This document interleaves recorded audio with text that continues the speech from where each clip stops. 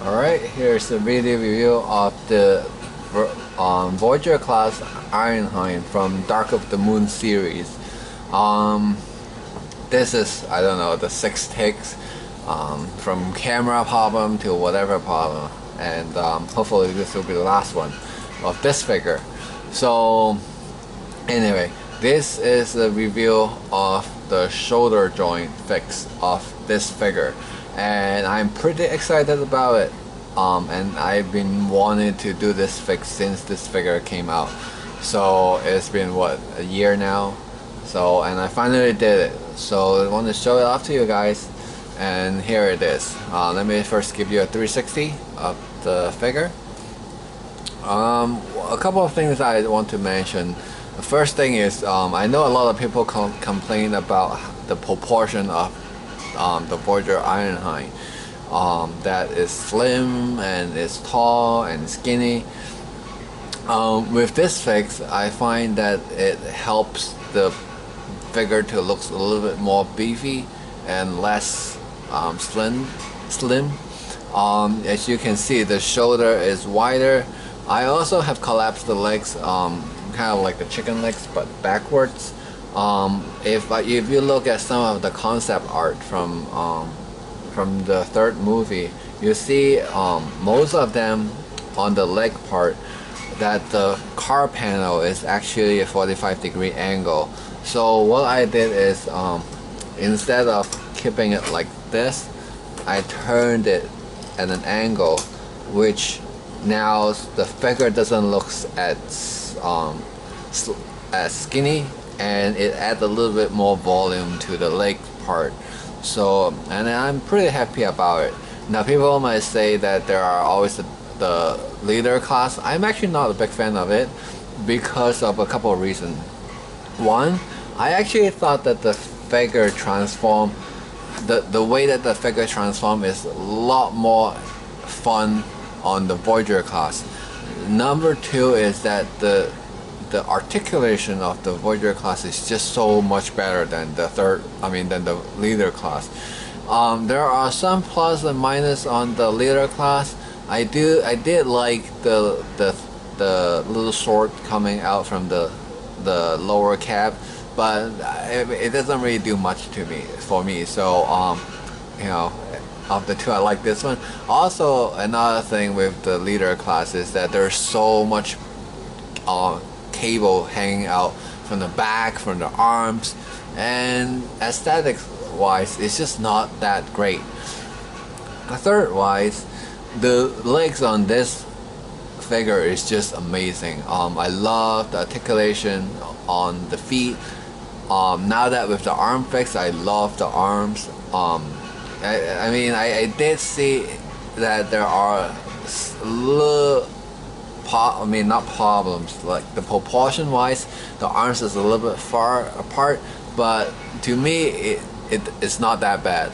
So let me zoom in just to show you guys, and the best part is there's just not that much cable junk hanging on the back. I will show you a couple more plus on the car mode, but in the robot mode, this is it. I did also change the arm cannon from that one giant whatever that is called that came with the toys. I don't really like it. I don't really care about the MacTech weapon. I don't really care about the little press and rotation thing. So I just threw that thing out.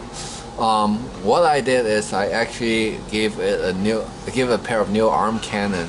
Now, if you don't want to make your own, you can buy the arm cannon from the other what's that called? The other figure from the first movie, the second movie of the Voyager class. But there's only one that I thought will work the best in my opinion, which would be the Recon Ironhide, the Recon Voyager Ironhide. That pair of arm cannon is, to me, is like the right proportion to the figure. The other one is just really gigantic, so it's not my taste. If you like it, go get it. and I also don't feel like spending another $30 on the Voyager class just to get the arm cannon. So I decided to make my own, and right now it's unpainted, so the color is off. But to show you guys what I did, I have this, and I put rhinestone here to you know, give it a little bit more detail instead of putting wires and light bulbs in it. The other side is this. So eventually I want to paint it, but as for now I just finished this figure, so I'm just gonna, you know, play around with it a little bit. I also added a couple of rhinestone like on the headlights, again just to show the detail without putting wire and light bulbs in. But aside from that, that is pretty much it. To show you the articulation, now the figure can move the arm forward and backward, up, side to side. The bicep swivel is the same. I also, because of the shoulder fix, my shoulder can also move forward and backwards, which is very nice. Another thing that other people might want to do is to collapse the wheel inside the chest panel more. With this fix, you're able to do it like so. You can push it in more, but I like to keep it out because it fills out the gap between the chest a little bit better, so that it doesn't look as hollow. So that is about it. So if you have any questions, let me know, and I'll answer as best as I could. Now to transform it back into the truck mode, everything is about the same for the most part. I like to turn the wheel out, rotate the shoulder joint down. So I start from the front of the car, collapse them. I'm not gonna go into detail on the rest of the car except for the front, because I'm sure everybody have seen the video, seen video on how to transform these guys many different times. So I'm not going to go into detail except for the arms on this figure. So rotate this like so.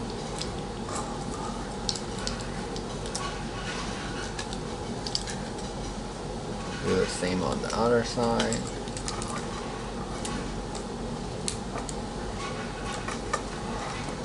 Remove the arm cannon. Rotate the arms. Take this out.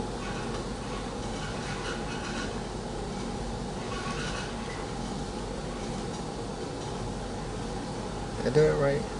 Nope. I did not. There we go. Oops, that's not supposed to come out. There we go. Lock the two pieces together. Push this back. Both sides. Plug the in. And there you have it. Now to collapse this,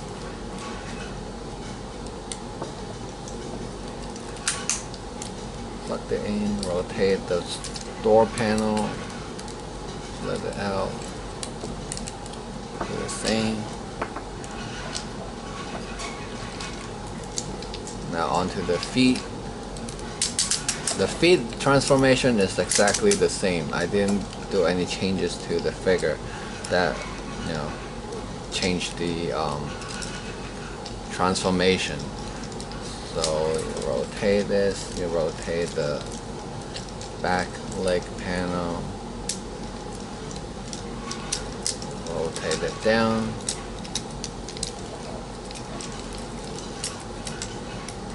do the same on the other side.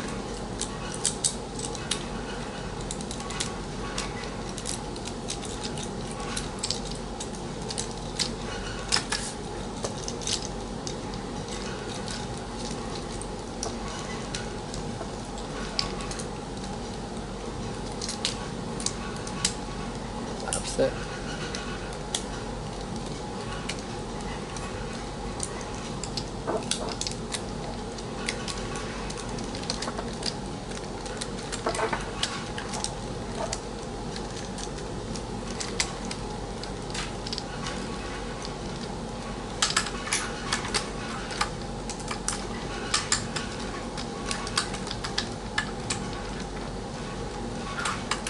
Where's this one going in?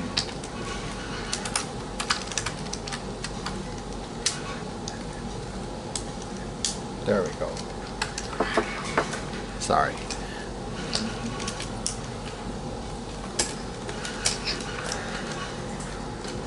Come on, why is it not coming in now? There we go. I've shown this a million times and now I have problems with it. Alright, anyway. Alright, here is the truck mode. As you can see, the truck mode is about the same. There's not much of a difference as far as the outside shell looks. It rolls just as well. Let me bring this down. It rolls just as well. With the arm fix, there's actually not that much cable junk hanging around, which is also a big plus. The one thing that I want to show you guys, with the main difference with the arm fix, now the car mode on the front wheel, I can actually rotate the front wheel of my truck and give it a little bit more of the dynamic pose. As you can see,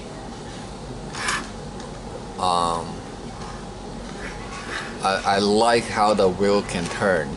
That is not something that you find in a lot of the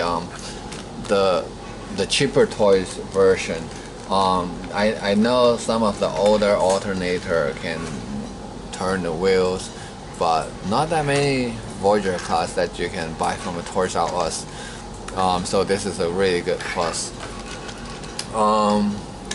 And also, if you look on the profile of the car, this is all that cable that you see that is extra that you didn't have on the stock version. If you look at the bottom, this is what you see. So if you have any question, let me know. I would love to know what other people think of the fix. I believe I am the first one who does this fix. If you know anybody did it other than me, let me know. If anybody thinks they did it before I do let me know. I would like to see what other people did.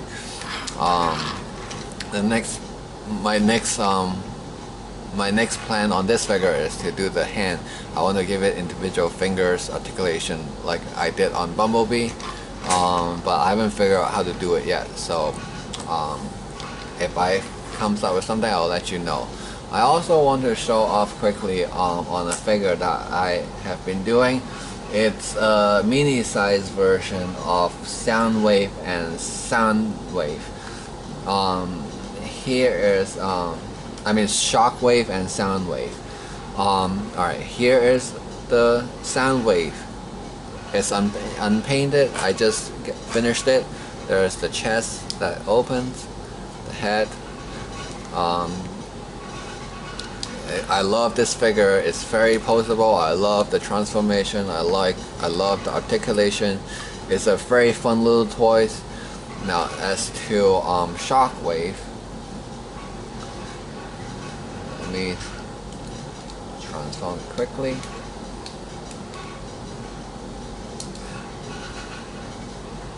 Alright, here you have Shockwave.